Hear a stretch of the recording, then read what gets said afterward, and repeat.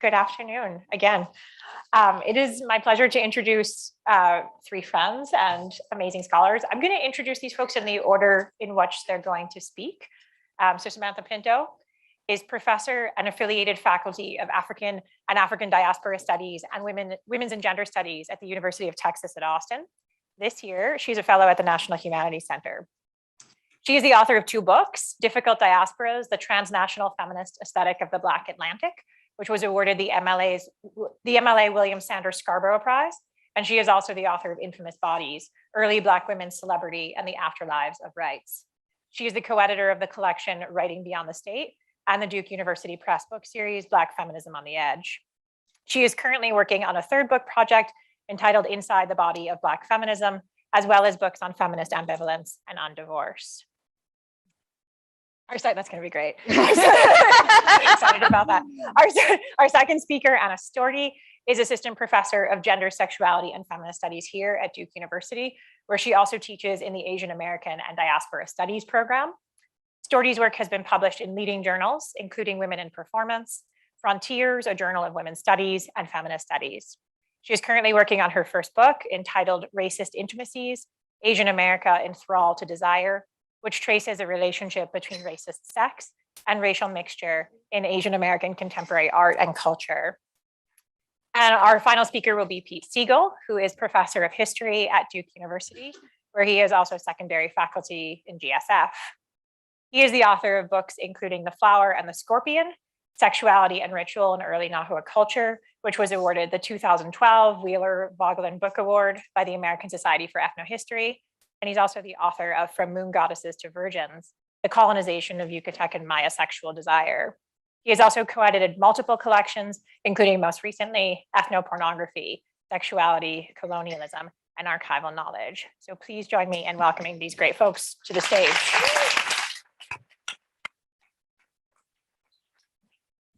I will turn it over to Samantha Pinto for opening words.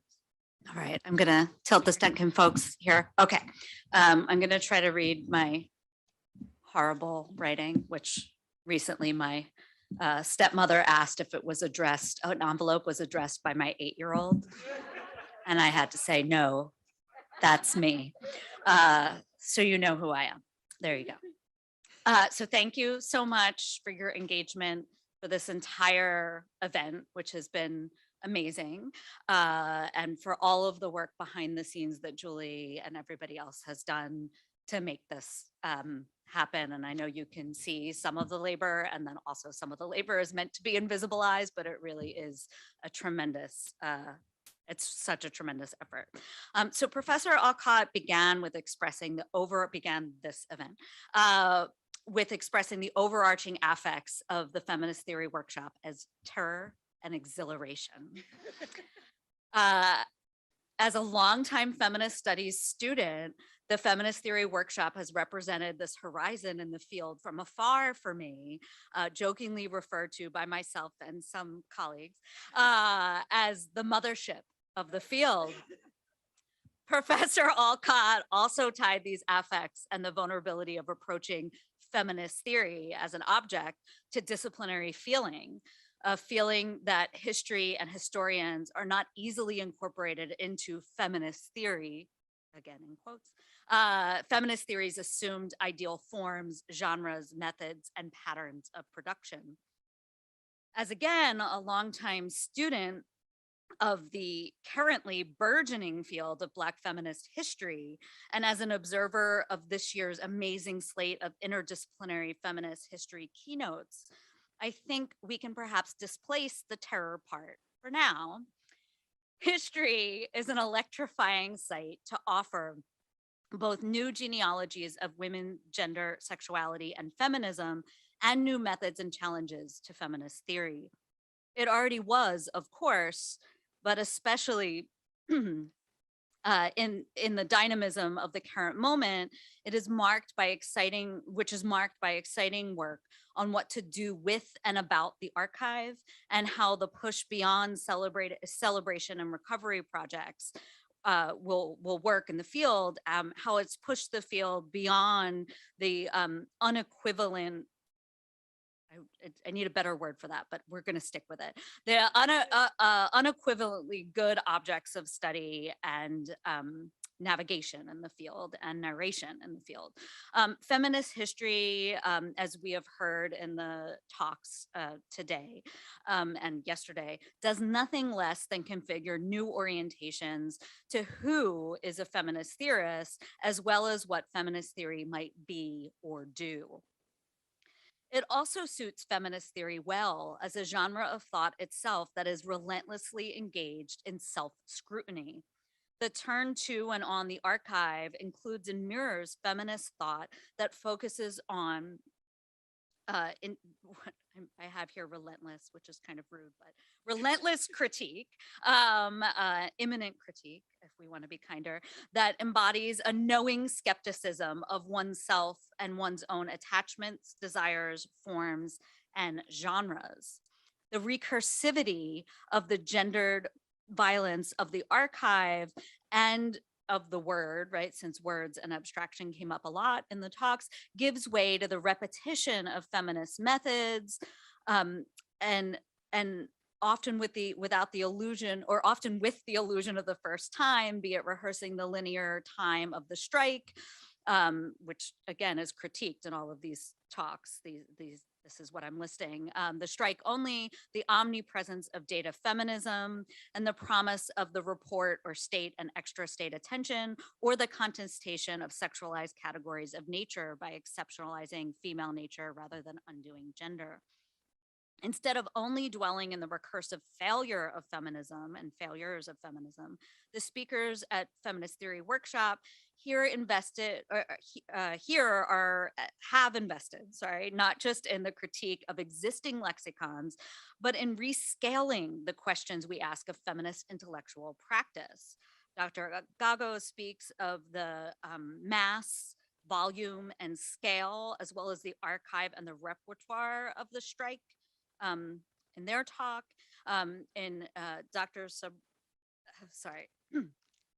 Dr. Subramanian, I can't speak today, speaks of this in the around plant time. So plant time versus the other sort of human times and linear times that we give. Dr. Mitra's sat in the paradox, asked us to sit in the paradox of the self-replicable report. And Dr. Morgan referenced in her Q&A of a different version of her talk that included endless failures, which I loved, right, as a way to think about it. Here, not to find the flaw, but the flow of feminist work, to show feminist work as work that is hard, to expose and question how it is work and how to shift its intellectual practices and its own lexicons and abstractions and grammars, to use Spillers's terms. Across these talks and central to the question of how to do feminist theory and history is to know and to feel that change, uncertainty, and contestations will be part of the work of feminist thought to come, as much as the recursive returns of forms, genres, abstractions. Feminist theory, like Gago's strike, must be made before knowing, before being performed, before knowing what can or will be the sustained work of the project, and always understanding that it will be engaged generatively and perniciously by misinterpretation, appropriation, recirculation, and hence create new vulnerabilities, new incommensurabilities, new critiques. Impossibility was a term that came up a lot too, so new impossibilities. What does a feminist history, a feminist theory that embraces uncertainty afford intellectual and political process? What does a feminist theory exhilarated by various and conflicting intellectual and methodological genealogies mean for the field, the interdiscipline, its various objects, and its objectives, and the way we do our work under its collective name?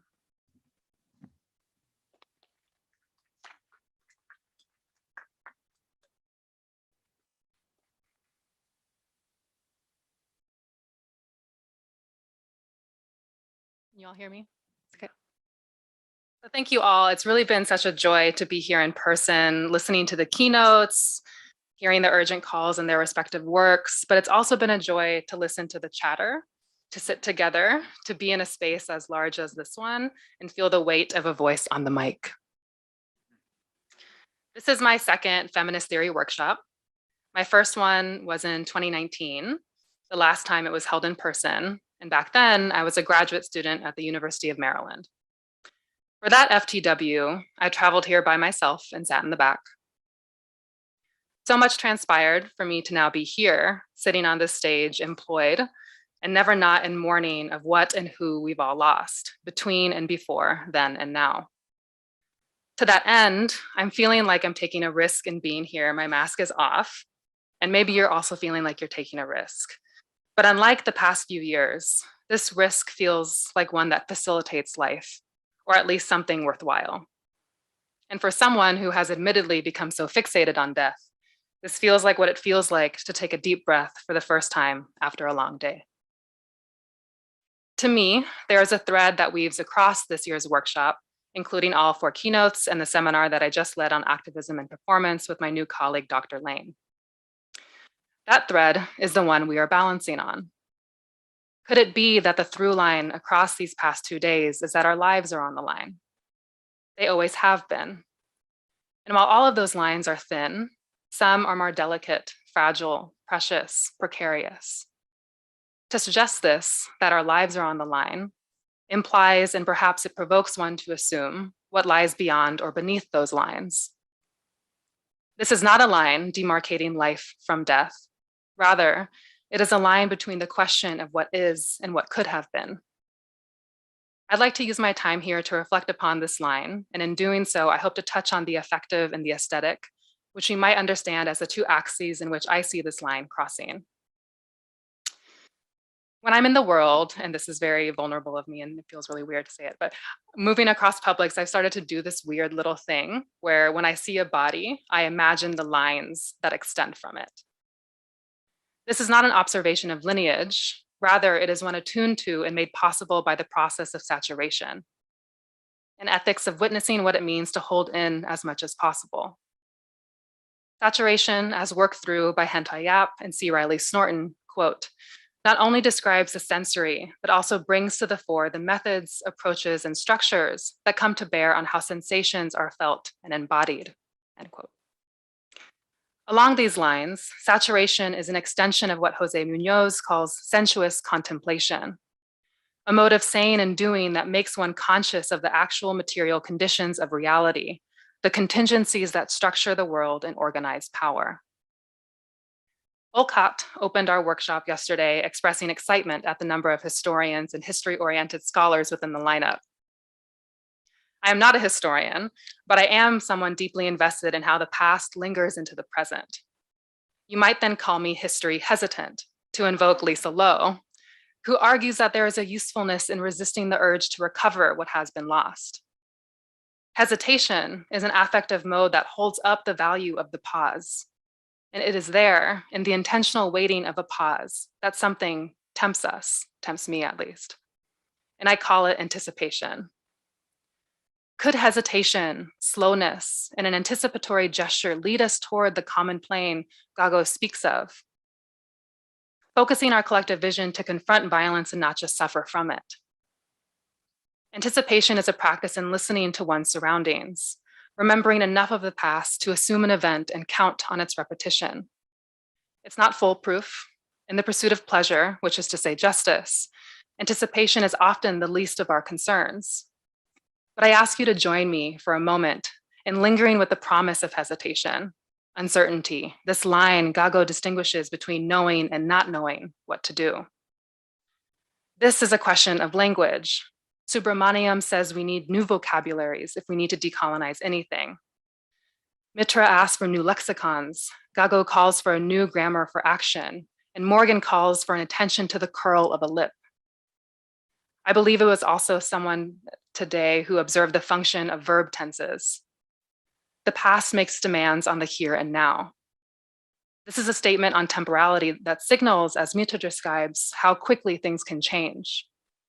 Feminist inquiry can be assimilated into the state, captured quite vividly in the image of a mother walking a tightrope in a graphic titled "Towards a Better Tomorrow." What could have been? This is a statement, an invitation to study the ways present racial, economic, and social difference emerge from the disavowed legacies of colonialism, slavery, and empire. To embark on this study, what becomes necessary is indeed a new language, but also a mode of witnessing grounded in the unreal. In the Q&A, Morgan talked through a deeply held Black feminist praxis, noting the past and its echoes, its strings, and reverberations that Lisa Lowe might call intimacies that are residues, gesturing to that very line I see us balancing on. Again, the line is one that severs what is from what could have been. To wonder what could have been is to partake in a past conditional temporality. What Lowe says, quote, symbolizes aptly the space of a different kind of thinking, a space of productive attention to the scene of loss. Again, I'm not a historian and I'm also not a literary scholar, but insofar as I'm drawn to the past, I'm also moved by the worlds that emerge when we shift our tense. The past conditional tense expresses missed opportunities and past hypotheses, and is often constructed with a hypothetical if. For example, if botany were to truly reckon with its colonial past, then we would have had a less obstructive path to more just planetary futures. Or, had I not been expected to write a report after report after report, I would have had more time to spend reckoning with the economic calculus of liberation. If only we could include poetry. Why wouldn't we then realize that the very feeling of relief or reprieve, of no longer being depressed, that we sometimes so desperately yearn for is actually intimately woven into the fabric of US imperialism? There is a ruse of repair, to cite Patricia Stolke's recently published monograph.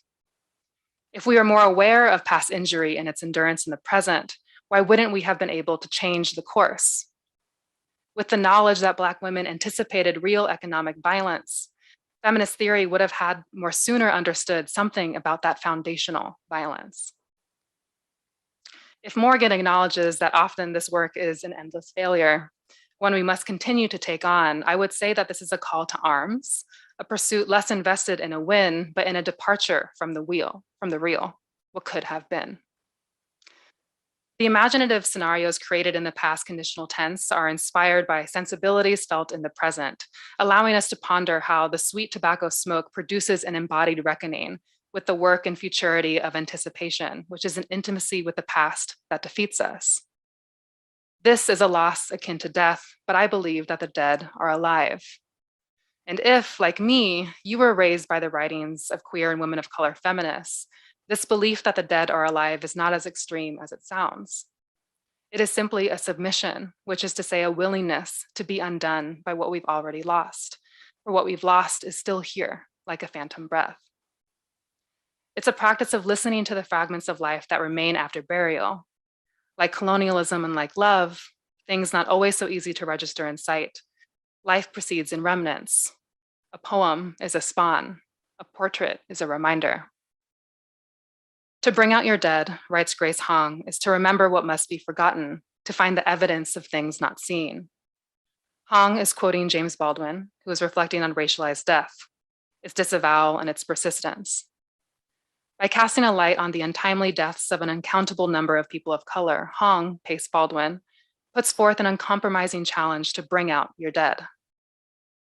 More than to commence the transfer of knowledge onto the next generation, this task, I think, is a lesson in learning the systemic nature of racialized sexist death.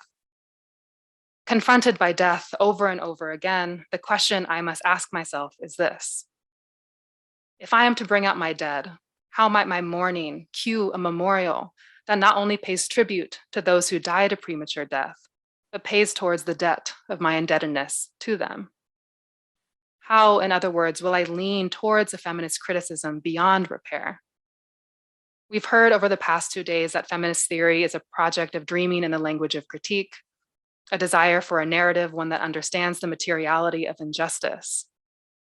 This materiality forces us to slow down, whether we like it or not. Reparative feelings do not equal collective liberation, and yet, somehow, I'm left feeling like a disruption of the incomplete handlings of the past is where hesitant and anticipatory sensibilities come to life. I have no answers, but I like it here. This weekend so gorgeously returned me to a feeling I haven't felt in a long time, which is that as a feminist theorist, I am not alone. Thank you.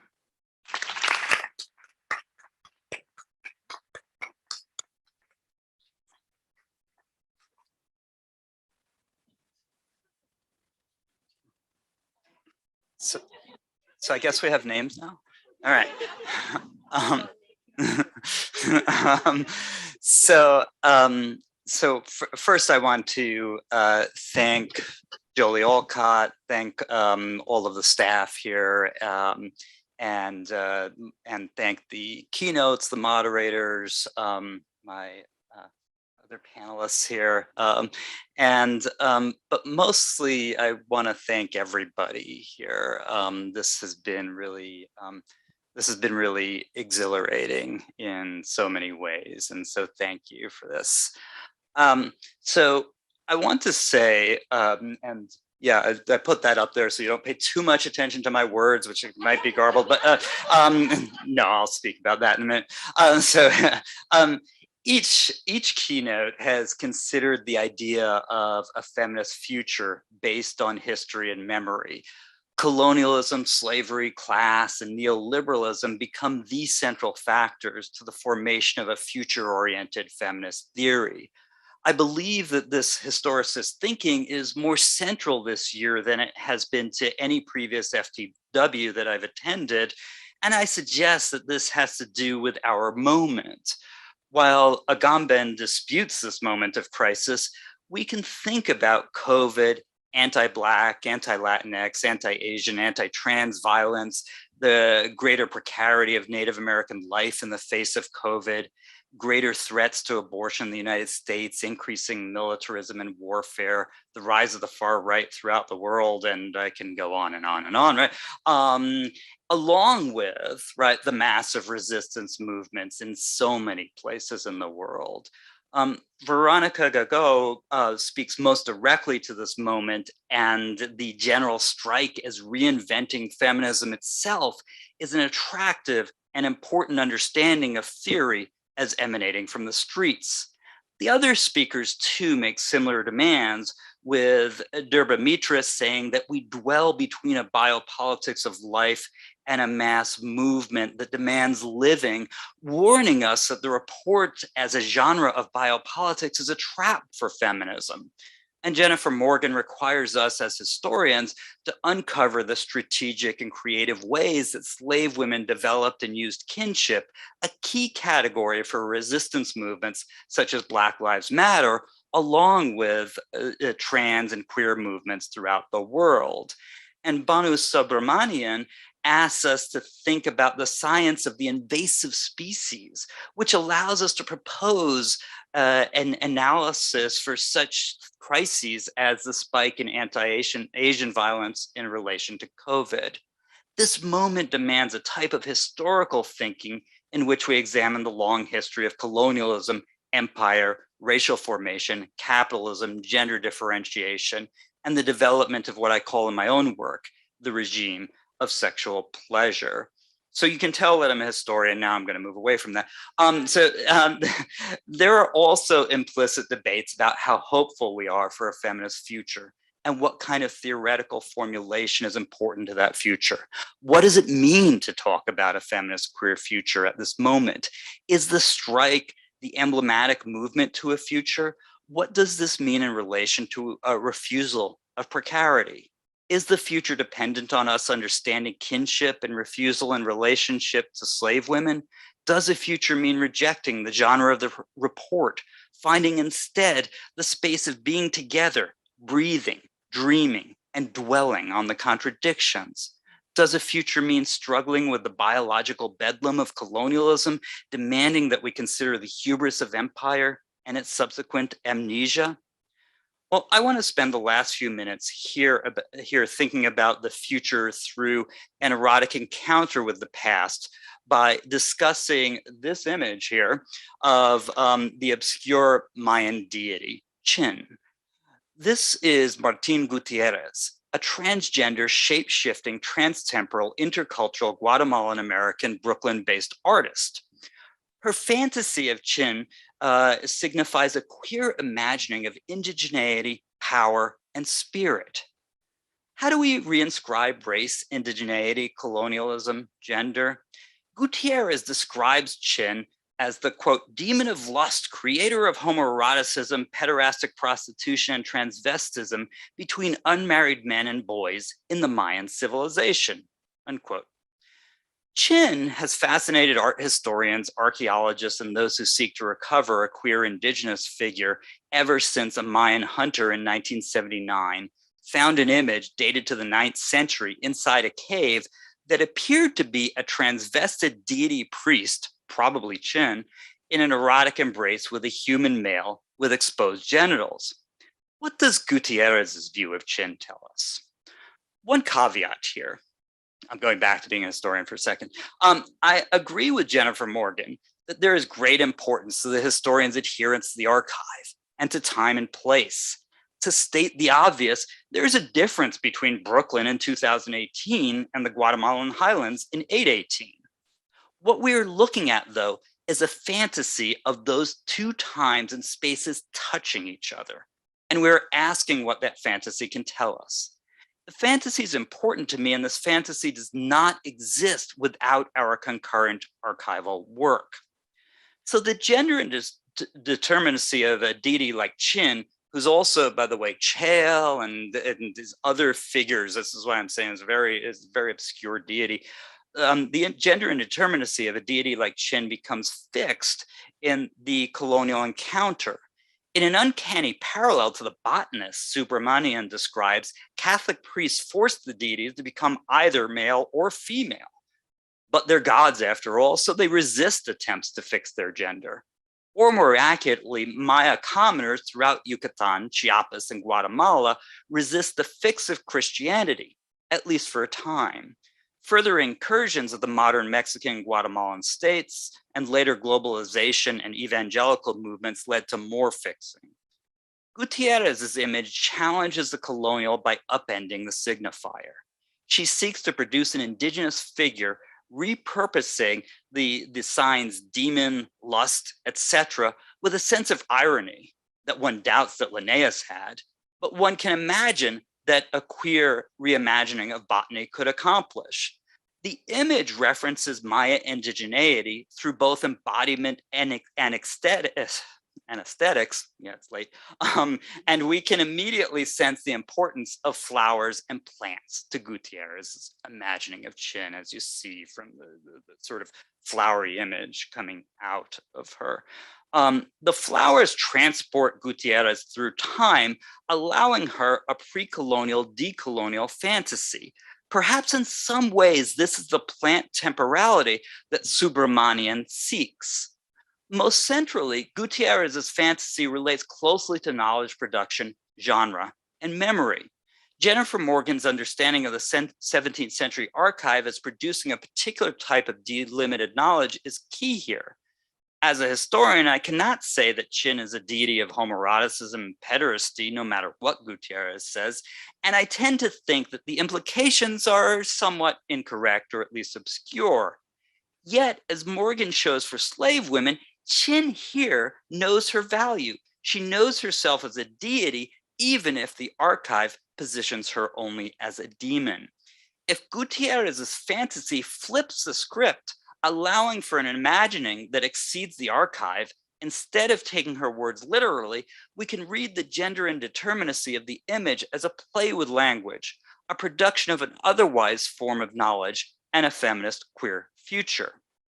Thinking about genre, is the photograph and the performance that the image documents a genre where we can see the dreams, the imagining otherwise, that is entirely inaccessible in the fetishized report that Mitra discusses?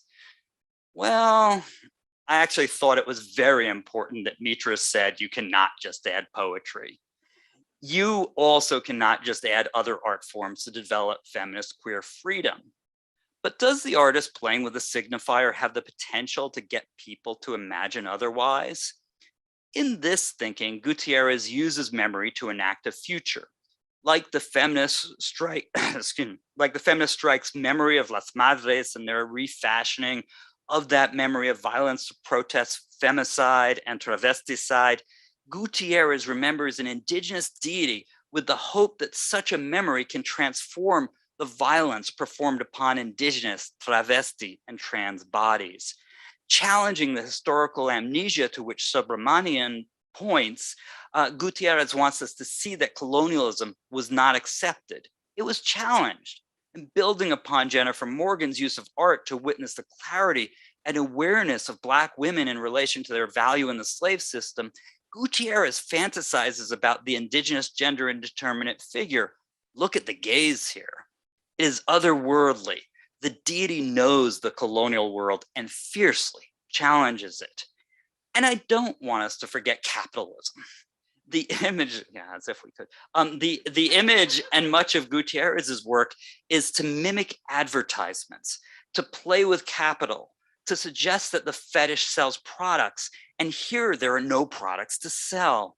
The empty signifier of capitalism itself becomes placed on display. Mitra's reports hide this sign while Gago's strikes expose it. This image comes from Gutierrez's 2018 book, a faux fashion magazine, Indigenous Woman. She takes on icons of gendered indigeneity and repurposes them to, quote, provide sustenance for millennial non-binary trans women of color, unquote. So she has a very specific purpose here. Gutierrez's Indigenous Woman develops an otherworldly sensibility based on what I call the transtemporal erotic encounter. Mitra asks, in considering the reports, what about the desires that exceed heterosexual reproduction? If the report is compulsory heterosexuality taking on a new lexicon, perhaps Gutierrez's image can be read as a response to the report. If fewer words were left to write otherwise, if the report does not leave the possibility for alternative ways of knowing, perhaps there's some other response. I don't mean to suggest that Gutierrez provides us with some utopian way out of the conundrums that we have heard over the past 2 days. She doesn't. Instead, she provides an example of an artist and activist reconceptualizing a sign, allowing us to know that the sign, the report, the botanist, the state, the demographer is not the end of the story. We are in a moment of significant crisis and change, and only by developing a queer and feminist praxis that has what I call a perverted notion of history, a transtemporal erotic encounter, can we move through this world in a thoughtful manner to formulate some idea of a future.